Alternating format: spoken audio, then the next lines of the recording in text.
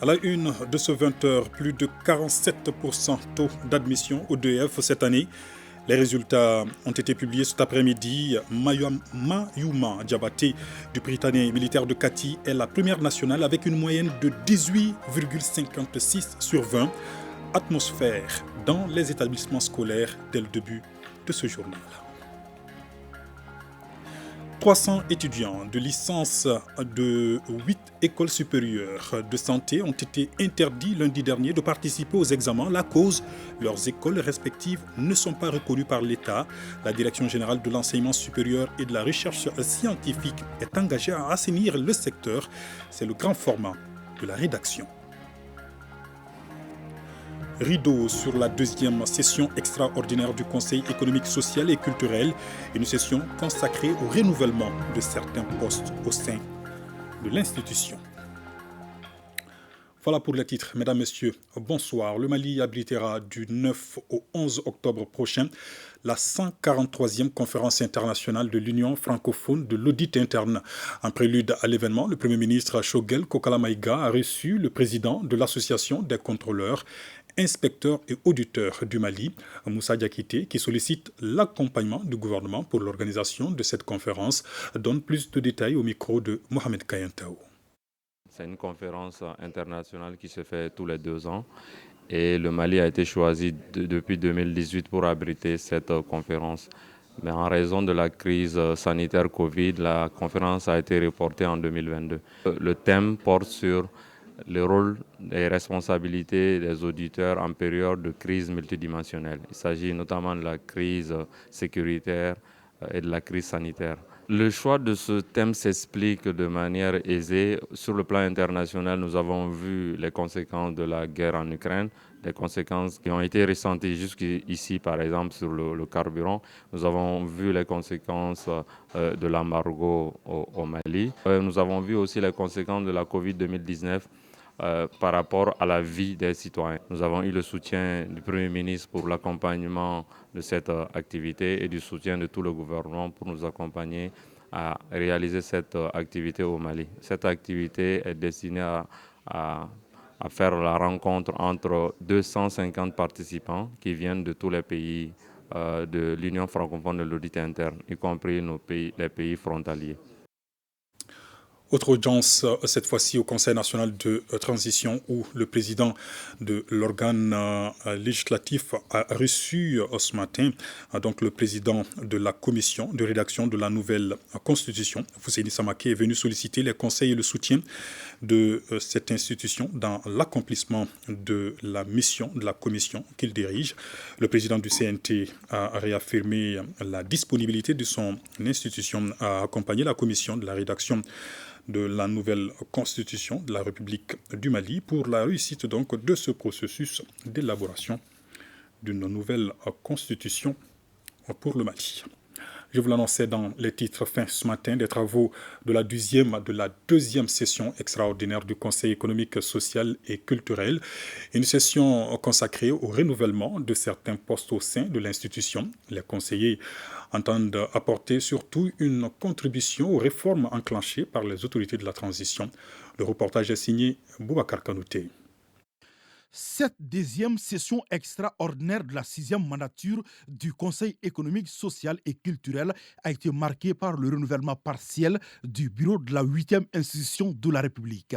L'élection des présidents des 5 commissions est le clou de la dernière journée des travaux. 3 commissions changent de président, tandis que 2 ont vu leur président reconduit.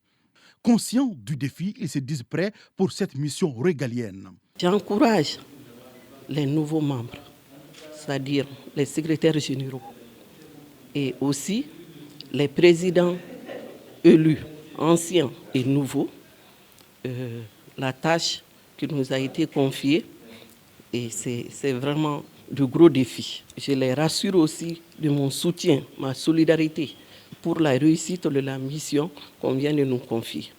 Déjà la semaine dernière, 2 nouveaux secrétaires avaient été élus. Le président de l'institution a placé cette session extraordinaire dans son contexte, avant de saluer les conseillers pour leur sens élevé du devoir. Il les exhorte à s'investir davantage pour jouer leur partition dans la réussite des réformes en cours au moment où la demande sociale est de plus en plus croissante.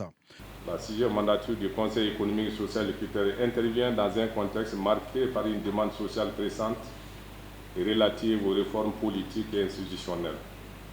Par extension, nos compatriotes, dans leur écrasante majorité, aspirent ardemment à l'instauration d'une gouvernance vertueuse. Fort de ces constats, notre institution, en sa qualité d'assemblée consultative par excellence, force de proposition et d'orientation des pouvoirs publics, doit être au rendez-vous du processus de refondation afin de jouer sa partition et toute sa partition.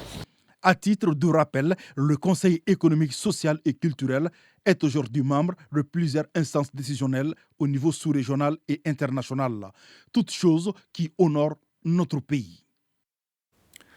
Œuvre sociale du président de la transition, ce sont 13 forages qui ont été inaugurés aujourd'hui, des forages essentiellement réalisés dans certains campus universitaires. Le reportage de Valentin Roger Diallo. La pluie n'arrête pas la progression du combattant, a-t-on l'habitude de dire dans le milieu militaire. Et c'est sous une pluie annonciatrice d'un bon temps en perspective que la conseillère spéciale du président de la transition a inauguré 13 forages. Un au campus universitaire du Point G, 2 à l'école nationale d'ingénieurs Abdrahman Baba Touré, 2 au campus universitaire de Badalabougou. Les 8 autres forages ont été inaugurés à l'Institut polytechnique rural de formation et de recherche appliquée de Katibougou. Au nom de toute la communauté universitaire ici, nous tenons à remercier M. le Président de la Transition, remercier M. le Ministre de l'Enseignement supérieur et de la Recherche scientifique pour ce cadeau qui va nous faciliter la vie. Le Président de la Transition a instruit donc, de construire des forages sur 5 sites universitaires. Et c'est dire combien il a à cœur les problèmes de notre sous-secteur de l'enseignement supérieur et du secteur de l'éducation de façon générale. Et surtout, il a à cœur de faire en sorte que nous puissions travailler dans les meilleures conditions. Ces adductions d'eau s'inscrivent dans le cadre des œuvres sociales du président de la transition pour le bien-être de la population. Ces étudiants sont là, loin de la famille et sans accès à l'eau potable. Vraiment, le besoin était là. Ces étudiants d'aujourd'hui sont les cadres de demain, qu'il faut les mettre dans des conditions. Le président de la transition, le colonel Assimi Goïta, a en cœur tous les Maliens, dans tous les domaines et sur toute l'étendue du territoire national. L'inauguration de ces 13 forages porte à 213 le nombre d'adductions d'eau inaugurées dans le cadre des œuvres sociales du président de la transition. Grande journée de prière au Mali. Ce vendredi, à l'appel des leaders religieux, les fidèles musulmans ont prié sur l'ensemble du territoire national pour implorer la grâce divine afin que le pays retrouve la quiétude et la stabilité. Ali Djoumatina était à la grande mosquée de Bamako. Son reportage.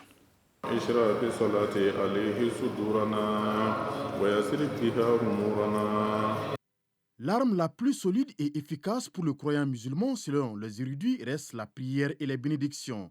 Ces deux valeurs fondamentales et religieuses s'avèrent plus que jamais nécessaires, surtout lorsque le pays traverse des difficultés. Ce vendredi saint jour de prière est ainsi mis à profit par le Haut Conseil islamique du Mali pour faire des bénédictions dans les différents lieux de culte du pays pour un Mali de paix et stable. À la grande mosquée de Bamako, les fidèles musulmans, après les 2 rakas de vendredi, dirigés par l'imam Amadou Kale, ont fait des bénédictions et renouvelé leurs intentions. C'est en droite ligne des recommandations de nos plus hautes autorités qui ont demandé à ce que toutes les confessions religieuses et même non religieuses s'impliquent pour que nous puissions passer ces caps assez difficiles pour notre pays. Dans de pareils cas, un croyant, tu n'as que seule arme que ta foi, et la foi se manifeste dans les prières et dans les supplications. C'est ce que nous avons fait aujourd'hui.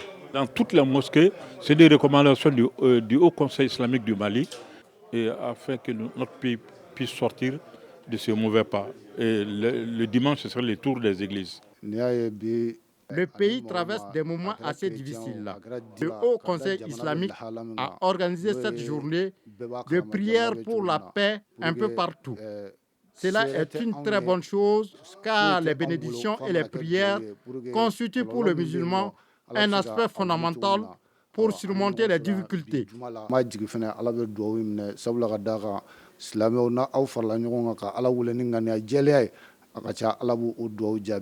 Les bénédictions et prières ainsi formulées en ce vendredi 29 juillet un peu partout à travers le pays, Allah le miséricordieux accorde sa miséricorde et sa protection au Mali. Le ministre des Affaires religieuses, du culte et des coutumes, sur la base de la délibération de la Commission nationale d'observation de la Lune, informe la communauté musulmane du Mali que le croissant lunaire Muharram ou Djomine Kalo n'a été aperçu le jeudi 28 juillet 2022 dans aucune localité du pays. En conséquence, le mois lunaire Muharram ou Djomine Kalo débute au Mali le samedi 30 juillet 2022. À cet effet, le jour d'Achoura sera célébré le lundi 8 août sur toute l'étendue du territoire national. Je vous l'annonçais dans les titres, des cris de joie mais aussi de tristesse. C'est l'atmosphère qui régnait cet après-midi dans les établissements scolaires après la publication des résultats du DEF session de juin 2022. Le taux d'admission est de 47,86%. Mayouma Diabaté du Prytanée militaire de Kati est la première nationale avec une moyenne, tenez-vous bien, de 18,56 sur 20. Awama Kamara a fait un tour en ville, son reportage. Mayouma Diabaté est première nationale du diplôme d'études fondamentales session de juin 2022. Cette élève du Prytanée militaire de Kati n'a que 13 ans. Elle est admise avec une moyenne de 18,56. Une fierté pour la femme malienne. Je suis tellement heureuse, mon cœur bat la chamade. Je ne sais même pas comment m'exprimer, quoi. Tellement que je suis hors de moi-même, je dirais. L'émotion même est trop forte, je ne peux pas la décrire. Comme nous sommes au Prytanée ici, l'encadrement nous accompagnait. Donc chaque soir, on prenait 3 heures d'études pour apprendre et faire des révisions. Un sentiment de fierté. Et surtout, je voudrais remercier et féliciter ici Mayouma pour le résultat. Et le résultat de la première nationale et également des 100% pour toute la 9e. Je voudrais également remercier, féliciter le directeur des études ici présent, le commandant en second ici présent et puis les élèves parce qu'ils ont fourni énormément d'efforts. Et surtout, ils ont encouragé, félicité tous les professeurs et encadreurs du Prytanée militaire pour ce résultat. À l'image de Mayouma Diabaté, 100 373 candidats ont été déclarés admis, ce qui fait un taux de réussite de 47,86%. Devant les tableaux d'affichage, on lit la joie chez certains et la tristesse chez d'autres. Je suis très contente, j'ai été admise. C'est le résultat de vraiment beaucoup d'efforts et je suis contente. Oui, je suis très contente aujourd'hui car j'ai passé au DF et puis notre promotion a fait 100%. Et puis en plus de cela, nous avons eu la première nationale. Donc je suis très content ce soir. Pour Mamadou Keïta, directeur du Centre national des examens et concours, ce taux reflète la bonne organisation des examens de fin d'année cette année et la cadence sera maintenue. Contrairement à l'année dernière, nous avons 20,81 points de moins. L'année dernière, c'était à peu près à 68%. Cette année, on est à 47%, donc on est à peu près à 21 points de moins par rapport à l'année dernière. Bon, ce qui explique cela, c'est certainement deux choses. La première, c'est que le centre est parvenu à sécuriser les sujets avant le jour J. La deuxième chose, c'est que la surveillance s'est passée dans les règles de l'art. Les surveillants ont joué le jeu, ils ont surveillé tel que c'est stipulé dans le règlement des examens ainsi que dans la police de surveillance. C'est ce qui a changé, c'est ce qui explique cet écart. Comme dirait l'autre, chacun aura récolté les fruits de ce qu'il a sémé. Aux candidats malheureux, le DF 2023 se prépare dès maintenant. Et ce qui nous conduit au grand format de la rédaction. 300 étudiants en licence de 8 écoles de santé, de 8 écoles supérieures de santé ont été interdits des salles d'examen lundi dernier. La raison, leurs établissements n'ont pas d'autorisation de création et d'ouverture d'une école supérieure de santé. Pour en savoir davantage, nous avons approché la Direction générale de l'enseignement supérieur et de la recherche scientifique ainsi que les écoles concernées. C'est le grand format réalisé par Bemba Sibi. Mohamed Lamine Sidibé est étudiant en licence filière infirmier d'État à l'école de formation des agents de santé. Jusqu'au lundi 25 juillet 2022, ses perspectives universitaires étaient bonnes. Malheureusement, le jeune homme fait partie des 300 étudiants qui ont été éconduits des salles d'examen de licence en santé. Une situation qu'il a du mal à comprendre. Pourquoi d'abord laisser ces établissements n'ayant pas d'autorisation d'ouvrir une école à leur laisser former des étudiants? Et en deuxièmement, pourquoi accepter nos documents avec des frais pour l'examen? En troisième aussi, pourquoi sortir notre nom avec, dans la liste définitive de l'examen national? Et en fin de compte, de nous exclure le jour même de l'examen. Le jeune Sidibé voit l'horizon s'épaissir au vu des 3 ans d'efforts engloutis par un communiqué de la Direction générale de l'enseignement supérieur et de la recherche scientifique interdisant l'accès à la salle d'examen des étudiants de 8 établissements supérieurs privés de santé. Et pour cause, nous avons constaté que 8 établissements supérieurs n'étaient pas en règle. Ces établissements n'ont pas l'autorisation de création et d'ouverture de leurs écoles. Ils ne peuvent pas participer donc à ces examens. Or, en la matière, il faut l'arrêté de création et d'ouverture pour pouvoir ouvrir une école de santé. Du côté de l'association des écoles de santé privées, l'explication de cette situation inédite est que ces écoles, avec l'autorisation de création et d'ouverture pour le premier cycle, ont créé un second cycle. Relevant en ce temps du département de l'éducation, elles participaient à tous les examens. C'est en 2016 que les difficultés ont commencé avec le transfert des cycles secondaires au niveau de l'enseignement supérieur où certains n'ont pas d'autorisation de création à plus forte raison d'ouverture. L'association avec les autorités, on s'était mis d'accord de les laisser composer et de faire en sorte que ceci soit en règle, de faire tout pour les mettre en règle par rapport à la législation.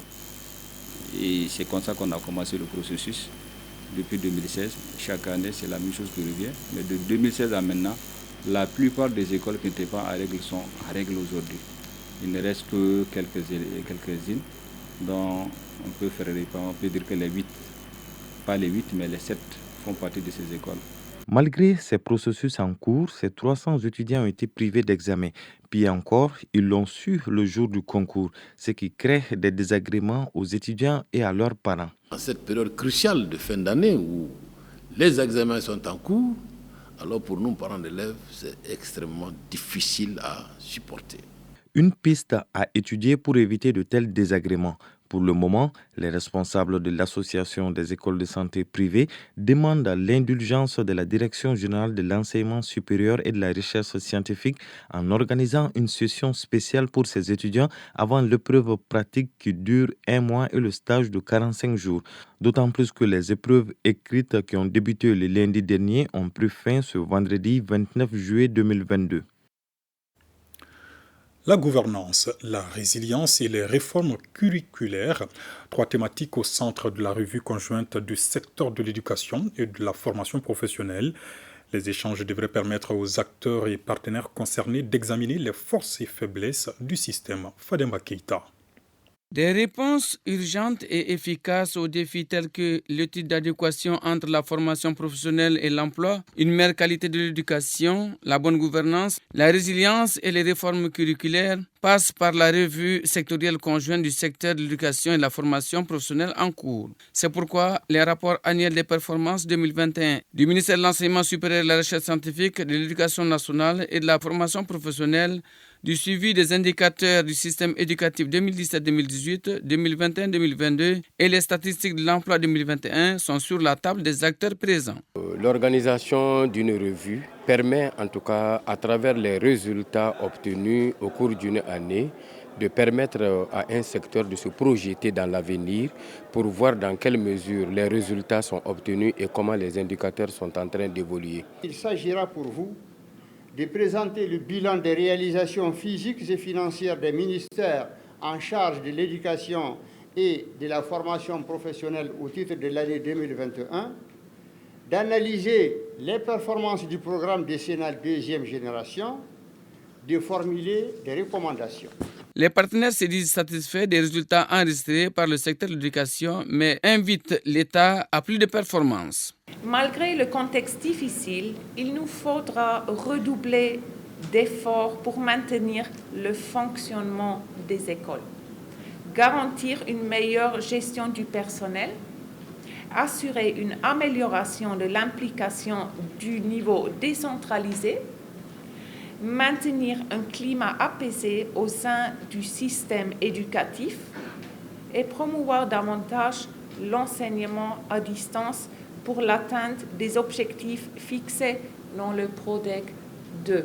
Une évaluation sans complaisance des 10 documents sortira des recommandations fructueuses pour les secteurs concernés.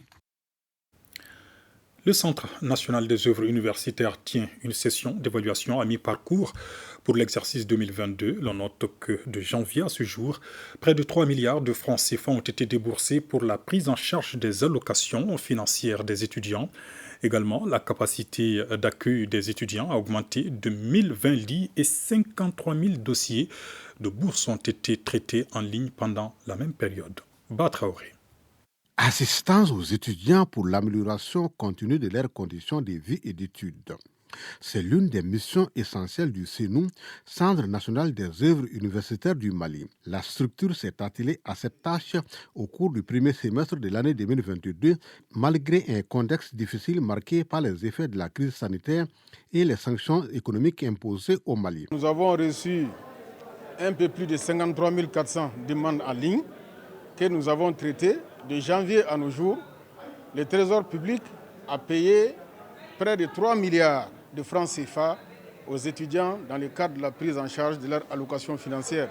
Aussi, au niveau du logement, les conditions d'hébergement, notamment à Kabala, où un nouveau bloc de résidence a été mis en service avec une capacité de 1020 lits. Et par rapport à la mobilité des étudiants, le CNU transporte en moyenne 3000 étudiants par jour. Pour maintenir le cap, le président du conseil d'administration appelle les administrateurs à la cohésion et à plus d'initiatives. Nous devons donc continuer à être imaginatifs pour améliorer qualitativement notre système universitaire sur ce point. Je veux insister sur la nécessité pour le CNU et l'ensemble des institutions d'enseignement supérieur de travailler dans la collégialité avec, pour seule perspective attendue, l'efficacité. Je veux aussi inviter la direction de CNU à maintenir le cap du dialogue permanent, seul gage d'une gestion efficiente des œuvres universitaires. À noter que cette 24e session sera mise à profit pour lancer un regard sur la réorganisation des universités et le cadre organique du CNU. À l'ouverture des travaux, une minute de silence est observée en hommage au professeur Drissa Diakité qui nous a quittés il n'y a pas longtemps.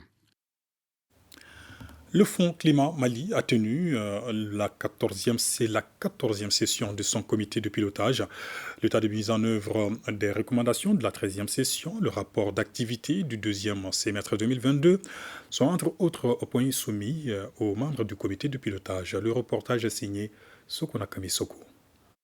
Améliorer les conditions de vie des populations bénéficiaires à travers des mécanismes d'atténuation et d'adaptation aux effets du changement climatique. C'est tout le sens de l'intervention du Fonds Climat Mali. Pour mieux coordonner les activités sur le terrain, les responsables du projet se concertent à la faveur du 14e comité de pilotage. La mise en œuvre des projets du Fonds Climat a permis d'accroître la résilience des populations bénéficiaires et de contribuer à l'atteinte des objectifs de développement durable à travers la réalisation sur le terrain des mesures d'atténuation et d'adaptation au changement climatique. Je note avec satisfaction que le Fonds Climat Mali a organisé avec succès la première réunion de la coordination gouvernementale Troïka le 4 mars 2021, après la rencontre préparatoire avec les secrétaires généraux des ministères concernés. Le Fonds Climat Mali est financé par le Royaume de Norvège et la Suède pour un montant d'environ 21 milliards de francs CFA. Le Fonds climat continue à être un instrument financier capital et stratégique dans la lutte contre les effets néfastes du changement climatique et la pauvreté au Mali. Deux perspectives importantes pour la Suède, soulignées dans la stratégie de la coopération avec le Mali. Notre partenariat a vu des résultats rassurants et nous pouvons noter que les questions sur le changement de climat prennent plus de place dans les discussions intrasectorielles initiées notamment par le Fonds climat. On félicite les réalisations du Fonds climat jusqu'à ce jour, notamment les impacts dans la lutte contre le changement climatique dans le domaine de l'agriculture, l'élevage, la pêche et pisciculture, l'énergie, la foresterie. Depuis son opérationnalisation en 2012, le Fonds Climat Mali a lancé 4 appels à propositions qui ont permis de financer 27 projets couvrant 224 communes dans 8 régions du Mali. Autre conseil d'administration, celui du Centre de formation de perfectionnement en statistique. Les administrateurs échangent sur les activités menées au cours de l'année écoulée et les perspectives. Alpha Maïga. Cela fait 7 ans que le Centre de formation et de perfectionnement en statistique est créé. Il s'agit d'une structure étatique dont la mission première est de résoudre le problème lié au faible nombre de statisticiens formés d'une part et celui élevé du non-statisticien affecté dans le domaine d'autre part. Les administrateurs sont ainsi réunis pour échanger sur les différentes activités menées au cours de l'année écoulée. Il s'agit là de noter que le CP7 a réalisé la sortie de la 5e promotion, qui compte 17 sortants. Et également la tenue régulière des enseignements programmés. Donc je rappelle que la 6e promotion et la 7e promotion sont en train de suivre leur formation. Et la 8e promotion sera recrutée au mois de septembre, un budget de 702 millions contre 1 milliard 200 millions en 2021, soit une diminution de 30,25%. Cependant, le centre dans son développement connaît des difficultés qui sont liées, entre autres, à l'insuffisance des ressources humaines et des ressources financières mises à sa disposition, à la lenteur dans l'exécution des travaux de construction de son siège, à l'instabilité des relations extérieures du pays avec les organisations ouest-africaines. Aussi, pour cette 9e session, les perspectives d'avenir de l'institution étaient au centre des discussions. Cela dans le but de donner une réponse adéquate à la mission de la structure. Pour l'avenir, nous projetons de mener des réflexions sur la création d'un cycle supérieur de formation en statistique. Une mention spéciale a été adressée aux partenaires techniques et financiers, à savoir la Banque mondiale, la coopération suédoise, le Fonds des Nations Unies pour le développement et la Banque africaine de développement. Session extraordinaire de la mairie du district de Bamako. Les administrateurs envisagent une série de mesures pour faire face aux cas d'inondation. Il a été mis en place un comité d'alerte. Les explications avec Moussa Bokoum, directeur de la cellule technique d'appui aux collectivités. Il est au micro de Anchata Koulibaly. Il y a eu un conseil extraordinaire qui a été convoqué par le maire du district suite aux inondations survenues lors de la pluie du jeudi dernier au niveau de la cour de la mairie et de l'ancienne Ouvari qui loge l'ensemble des services techniques de la mairie du district. La cellule technique a fait des propositions d'aménagement de la cour, des 2 cours et des zones des alentours.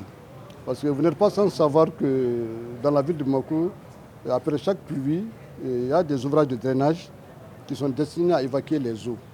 Et malheureusement, ces ouvrages de drainage ne fonctionnent pas normalement, dû certainement à leur bouchage. Le collecteur Sogonafi, qui longe la cour de l'ancienne Ouvari, est totalement obstrué au niveau de tous les ouvrages. Et cela a empêché l'eau de circuler normalement. Et l'eau s'est déversée sur la chaussée et a envahi la cour de l'ancienne Ouvari où tous les bureaux étaient inondés. Il y avait une hauteur d'eau de l'ordre de 40-50 cm dans la cour.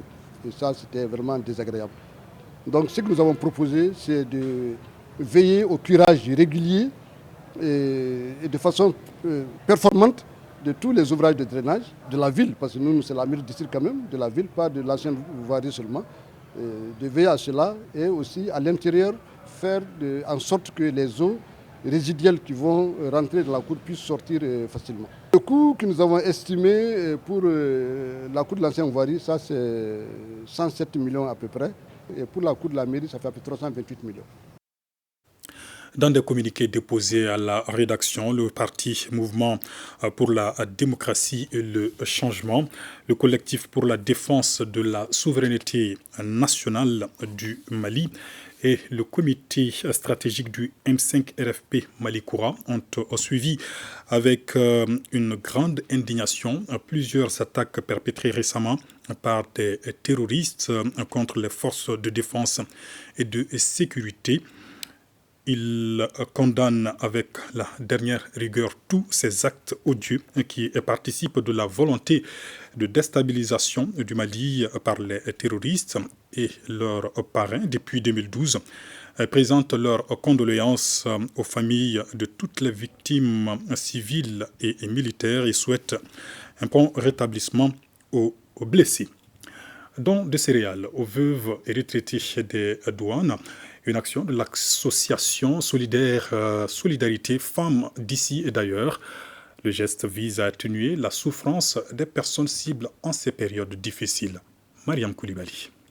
C'est devenu une tradition pour l'association Solidarité Femmes d'ici et d'ailleurs, ASFIA, de voler au secours des couches les plus démunies. Elle vient de donner un lot de céréales à l'association des femmes épouses des douaniers, des veuves et retraitées des douanes. Ce don aujourd'hui, c'est pour encourager et apporter notre modeste contribution au quotidien de l'association des femmes et veuves et retraitées de la douane du Mali. Car nous avons observé avec l'insécurité qui règne actuellement dans notre pays, il y a beaucoup de postes de la douane qui ont été touchés. Donc vraiment, il y a des veuves qui sont vraiment dans le besoin. Ces gestes de solidarité gardent tout son sens auprès des bénéficiaires. Nous sommes plus que heureuses, les femmes douanières, toutes les femmes douanières et nos épouses. Vous voyez que chez nous, les gens ne comprenaient pas que nous avions des difficultés. Mais c'est avec des gestes comme ça et la présence de la masse que vous comprenez qu'effectivement, les épouses des douaniers aussi ont des besoins. Ce que les gens ne savaient pas, maintenant ils sont en train de le savoir, nous sommes dans les besoins, nous aussi. Notre société, c'est une société de solidarité. Je dis que c'est extrêmement important que ceux qui peuvent aider les démunis le fassent. Nous pensons que vraiment l'association ASFIA est dans son rôle. Imprégnée des conditions actuelles de la douane, la présidente de ASFIA promet d'autres accompagnements à l'association des femmes douanières, épouses des douaniers, veuves et retraitées des douanes.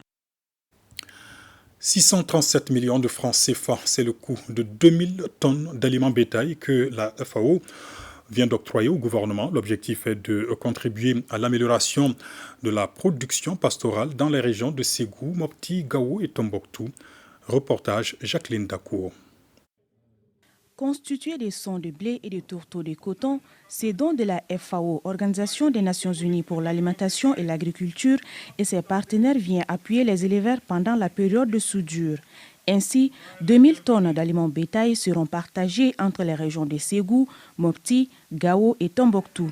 Pour la région de Ségou, on note 390 tonnes pour plus de 11 000 personnes bénéficiaires.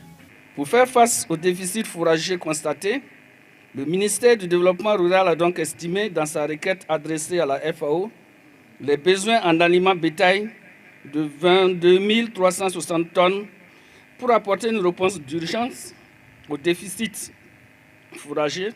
La représentation de la FAO Mali, en collaboration avec ses partenaires, a favorablement répondu à cette requête du ministère à travers la mise à disposition d'une aide d'urgence en aliments bétail de 2279 tonnes au profit de 9 844 bénéficiaires. Un geste qui intervient dans un contexte où les éleveurs peinent à accroître leur production pastorale. Les autorités ont salué l'initiative et ont remercié la FAO pour son appui. Elle servira, j'en suis sûr, à renforcer la résilience des éleveurs et agro-éleveurs des zones identifiées et à leur apporter un peu de réconfort en ces moments difficiles.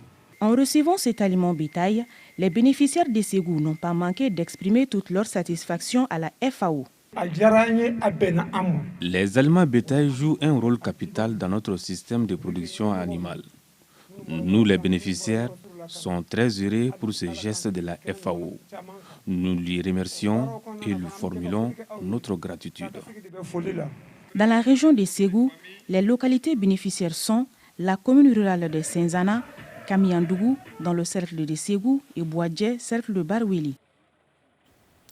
De Ségou, rendons-nous à Caillou. La Direction nationale de l'hydraulique partage les résultats de mesures de débit, des analyses de sédiments et des poissons. La rencontre a mobilisé tous les acteurs concernés par la question. Les explications avec Benogo Fofana. Il s'agit à travers cet atelier de partager avec les différents acteurs les résultats des études qui ont porté sur des polluants jouant sur la qualité de l'eau dans le bassin du fleuve Sénégal. Ces études ont été menées par 2 laboratoires, à savoir le laboratoire national des eaux et le laboratoire central vétérinaire. Les études, si je peux dire, c'était 2 campagnes. La première campagne, ça c'était au moment des basses eaux. La deuxième campagne, c'était au moment des hautes eaux. C'est 12 sites qui étaient prévus. Sur les 12 sites, nous avons pu avoir 24 échantillons d'eau. Pour cet atelier de restitution, ils sont une quarantaine de participants à prendre part. Les résultats obtenus à l'issue de l'échantillonnage et de l'analyse ne sont pas reluisants, selon le directeur national adjoint de l'hydraulique. Les résultats, on peut dire que c'est inquiétant, notamment par rapport à la qualité de l'eau du fleuve Falémé. Les résultats font comprendre déjà que même si on arrêtait toutes les activités qui contribuent à la dégradation de la qualité de l'eau, notamment l'orpaillage dans le bassin de la Falémé, cela prendrait plus de 20 ans pour que la couleur de l'eau du Falémé revienne à la normale.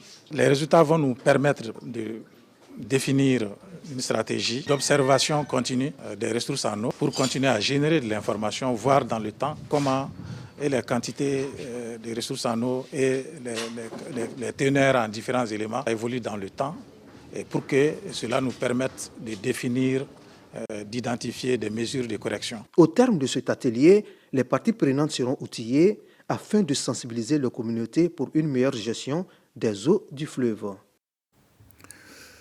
À présent, faisons le point Covid du jour. Ce vendredi, les services de santé ont enregistré un nouveau cas positif. On note 0 guéri et pas de décès. À ce jour, 14 patients sont sous traitement. Les autorités appellent toujours au respect des mesures barrières. Et terminons en beauté avec l'ERTM qui lance ce soir sa toute nouvelle émission mensuelle intitulée Top Live, une animation de mannequin. Premier invité ce soir, Bassekou Kouyaté. Pas de commentaire, je vous propose un avant-goût de cette émission. Notre invité de ce mois, c'est le maestro Bassekou Kouyaté, mesdames et messieurs.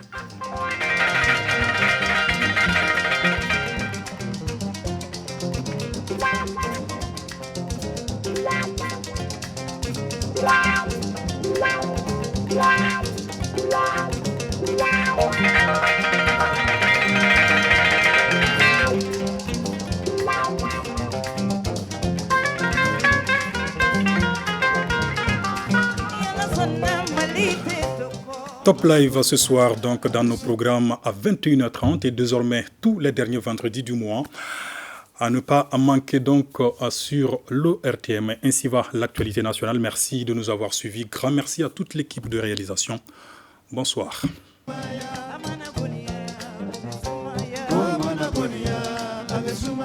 Come on,